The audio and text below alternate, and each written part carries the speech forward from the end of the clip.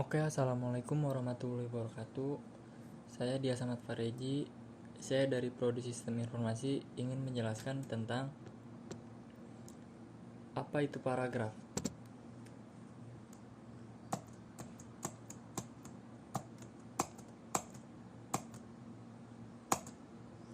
Paragraf itu sebenarnya jika ada yang bisa menerapkan ejaan dengan baik, memilih diksi yang tepat, dan membuat kalimat efektif, tidak sepenuhnya menjamin seseorang dapat menulis dengan baik. Ada satu syarat yang paling penting dalam pembuatan paragraf, yaitu harus menghubungkan kalimat dengan kalimat dalam kesatuan yang koheren atau padu. Paragraf adalah kalimat-kalimat yang berhubungan untuk membicarakan satu topik tertentu. Arifin mengatakan bahwa paragraf adalah seperangkat kalimat yang membicarakan suatu gagasan atau topik. Jadi, kalimat topik adalah kalimat yang mengandung gagasan utama. Jadi yang utama-utamanya aja itu kalau buat paragraf. Contohnya, penyakit kulit, pikiran utama menjadi kalimat utama.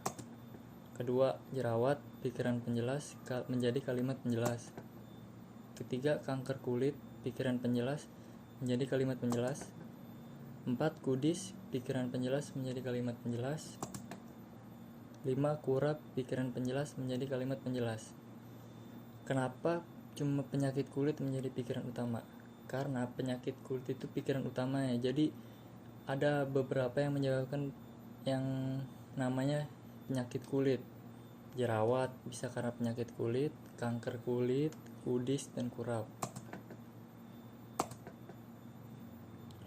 Untuk membuat literatur mengenai penyakit kulit, kita dapat mencari literatur dari buku-buku kesehatan atau internet. Uraiannya meliputi penyebab dari masing-masing penyakit kulit tersebut, gejala, dan cara mencegah serta mengobatinya. Contoh paragraf tersebut dapat terdiri atas 5 kalimat, yakni 1 kalimat topik dan 4 kalimat penjelas.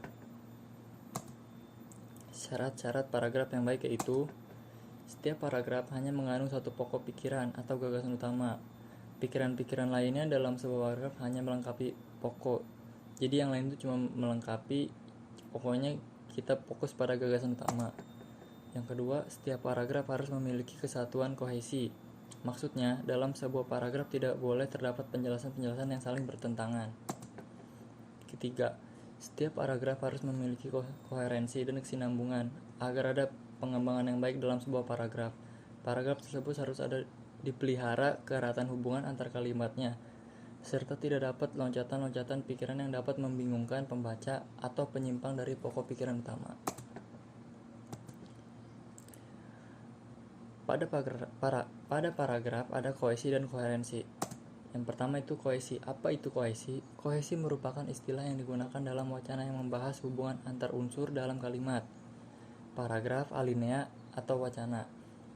Paragraf yang memenuhi syarat kohesi disebut dengan istilah kohesi yang berarti utuh. Contohnya, anak terpeleset jatuh ke sungai. Beberapa orang lewat di tempat itu mencoba menolongnya. Ketika membaca kalimat pertama, timbul pertanyaan di benak kita. Yang dikata anak terpeleset jatuh sungai itu anak mana? Demikian pula pada kalimat kedua, kalimat tersebut sangat tidak efektif. Orang lewat artinya orang berlalu. Namun pada kalimat kedua tersebut orang lewat mencoba menolong. Selain kohesif, sebuah paragraf juga harus koheren, yakni memiliki kepaduan antar bagian ide, pikiran, atau gagasan yang terkandung di dalamnya.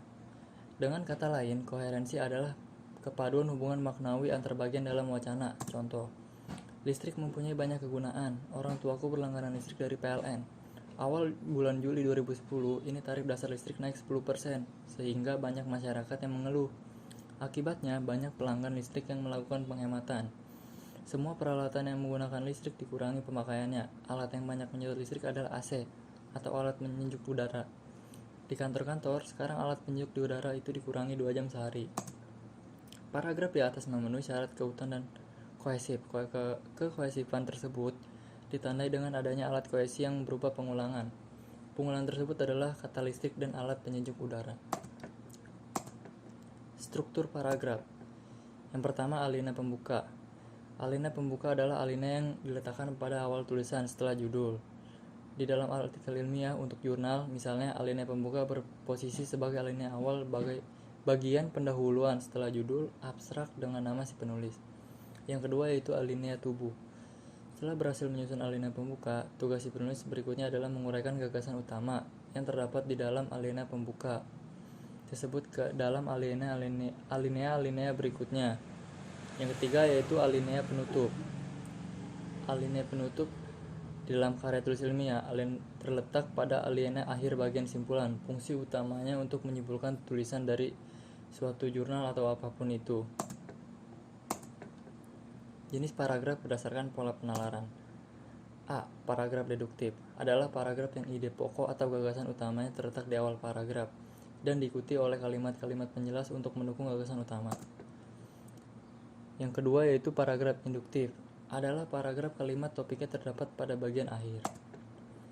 Yang ketiga, paragraf deduktif induktif atau campuran adalah paragraf yang kalimat topiknya terdapat pada bagian awal dan akhir paragraf. Yang keempat yaitu paragraf ineratif adalah paragraf yang kalimat utamanya terletak di tengah-tengah paragraf. Dan yang kelima, paragraf naratif adalah paragraf yang tidak memiliki kalimat utama. Mungkin itu saja dari saya. Bila ada kesalahan mohon maaf. Assalamualaikum warahmatullahi wabarakatuh.